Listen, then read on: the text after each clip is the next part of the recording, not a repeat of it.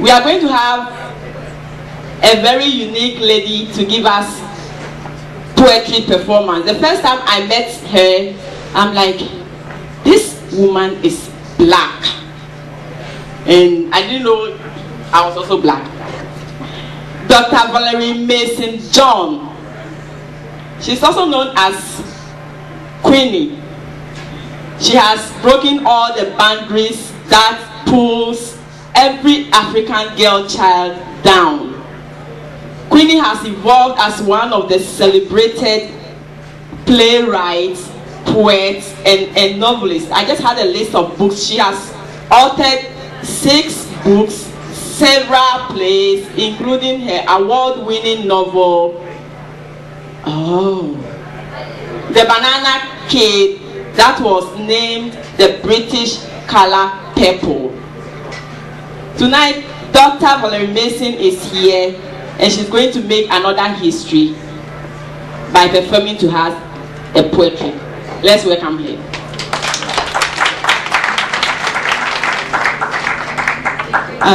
Thank you. I'll do a couple of minutes of my performance, Brown Girl in the Ring, which will be at the Edmonton Fringe Festival.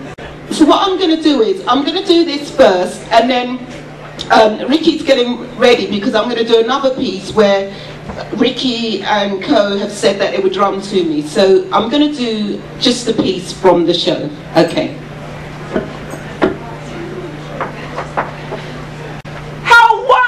To see you. Was it difficult for you to arrive here? And which ship did you arrive on? How long did it take you to get here from Africa? That's a rather beautiful costume you're sporting. Waiter, have the photographers arrived yet? Wait. Oh yes, of course. You're here to observe the family heirloom. Now, you see, I descend from a royal lineage of Africans who were captured and brought to France in the 16th century. Oh, indeed, they remained very proud, so much so they couldn't quite understand why my great-great-granddad was affected by the paler complexion. Lily white, so to speak. The poor man brought a curse upon the family by impregnating a snow white, a creamy white, a lily white, an alabaster white. Yes, an alabaster white. And that was the last we heard of the natives. Sweep it under the carpet. So, my great-great-grandmama from the Dom Perignon family was married off to the family queer and packed off to England to raise her predicament in secret.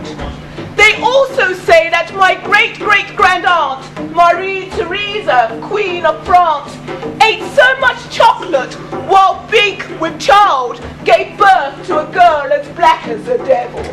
Sweep it under the carpet. Thank you. I just thought I would read 2 poems. These are my very first poems, and which I ever wrote. And for those of you who will have children here in Canada and are going to bring your children up, I dedicate this poem to those children. Amen. Tangled root, tangled to life's roots, rooted to life's tangles, tangling to man-made ways, rooting to life's decay. New roots grow, new tangles show. My roots are tangling, my tangles are rooting. I am the tangled root.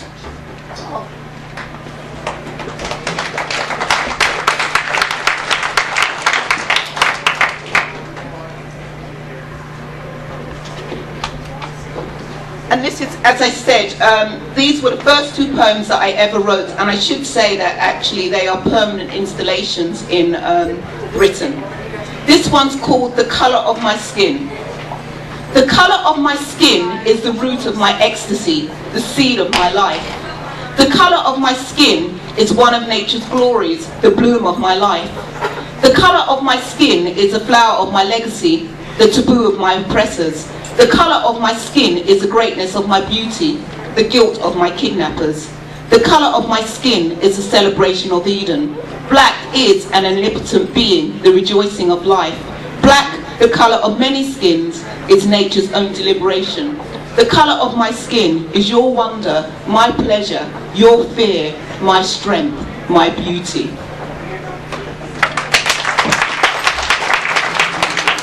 That's a really important poem for me, because those of you, and I'm talking about the women, because if you're men and you're dark, it doesn't matter. But if you're a woman and you're dark, it matters. Okay? And we know that. I don't know why we have it in our African culture, but that's for all of those with our dark skin, how beautiful our skins are.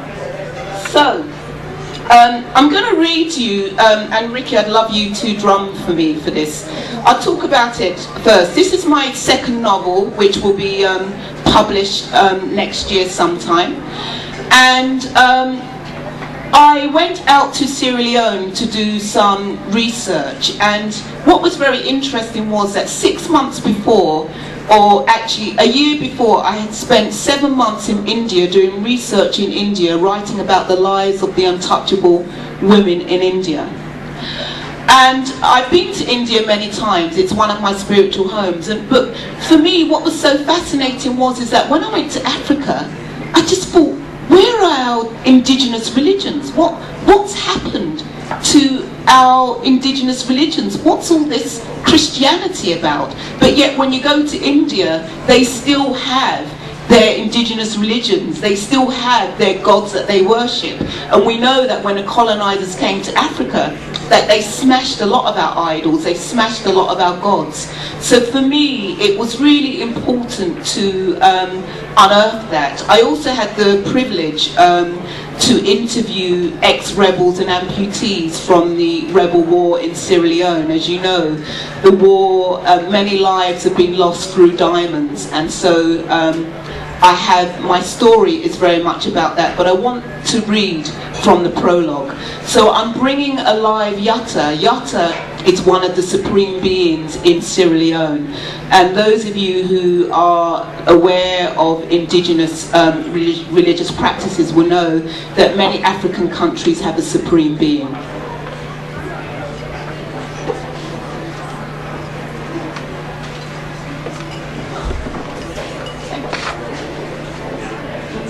I was born in the red, hot dust, among the luminous green foliage and the sweet-smelling fruits of the earth.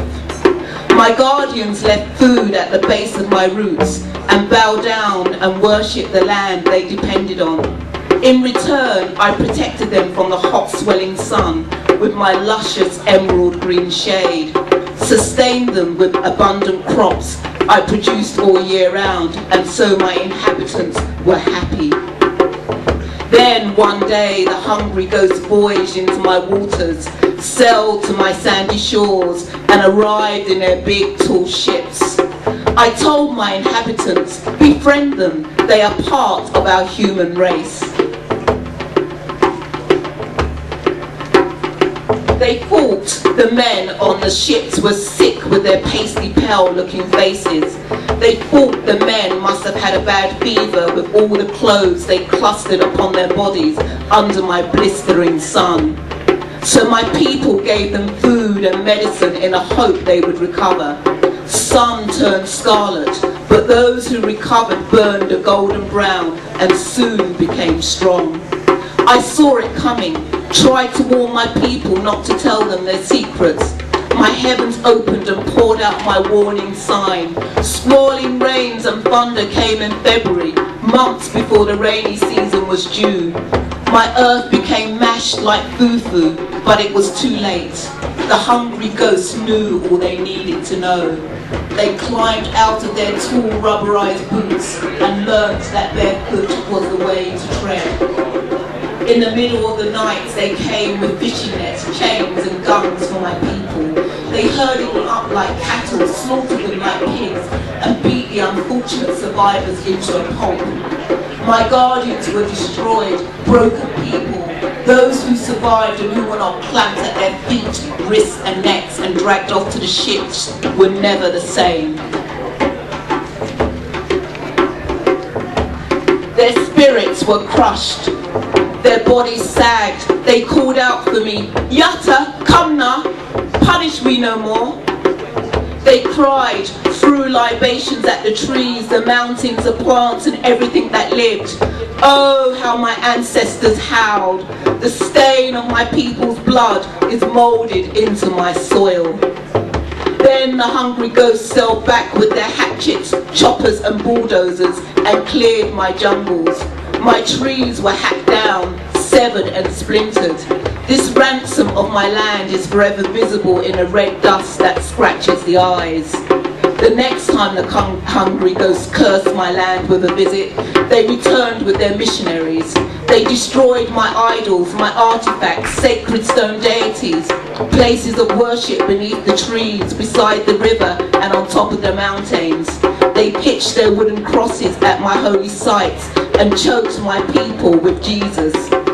The backbone of my people splintered, their religion, culture and language fractured beyond repair. Oh, how I wept, the beliefs of my people corrupted by Christianity, with Islam procreating fast behind Christ. But I, Yatta, still roamed in the heavens, and many of my inhabitants continued to furtively worship my trees, minerals and mountains, and I protected them the best I could, providing overgrowth to protect their places of prayer and treacherous tracks that only indigenous people could fend. But one day, some of the hungry ghosts became bold and followed my faithful custodians, and they discovered one of my many secrets of my land. They found some of my precious minerals, rutile, bauxite, gold, iron ore, then ripped apart my earth. Not content with this, they are now blasting my earth for diamonds, and now my people are killing each other over the minerals in the ground. Didn't the hungry ghosts realize that there would be a price to pay? Their lust for my inhabitants has made some of them as black and brown as my people. The devil they feared in us is now lurking in their families. Did they not realize that the genocide of my jungles for logging, pulping paper, moulding rubber, for the building of their lavish homes and furniture would get rid of the shade that protected their fair skins from cancer? Did they not understand that the world's pharmacy lived in my trees and provided homes for the animals? The final straw was my sacred diamonds. My land just could not survive this catastrophic rape. They held Earth's crater together while my jungles, forest, bush, rainforest absorbed the unwanted carbon in the atmosphere.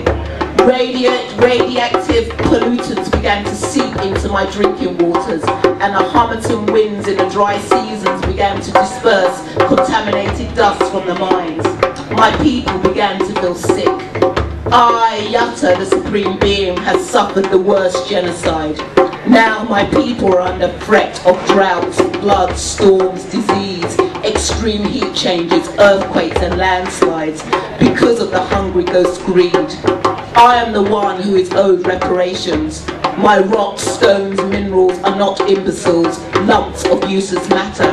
They hold the omniscient spiritual law of my land. I am not dead, I am alive. If you listen carefully, you will hear my branches preaching a secret wisdom, see my leaves performing a sacred dust, my birds crying out the truth, my minerals nourishing the earth you live on. But the hungry ghosts are not capable of listening because their greed has clouded all their senses. They have uprooted a part of me and relocated me. I have been indentured into domestic service in the West, living in plant pots, mounted in jewelry and worn on the human body. What blasphemy! My supreme being exploited as gifts of human love, trophies of human greed and decorations for their homes. My sacrosanct rights abused and degenerated. What these humans don't realize that my plants in pots and my diamonds are the witness to the truth. They reveal descendants of my people. They are all-seeing. This is the lament of Yatta, who still resides in the trees and plants that survived the brutality. I belong deep in the red, hot earth. As for the miscegenation of my people, who knows where they belong? Who knows where they belong? Who knows where they belong?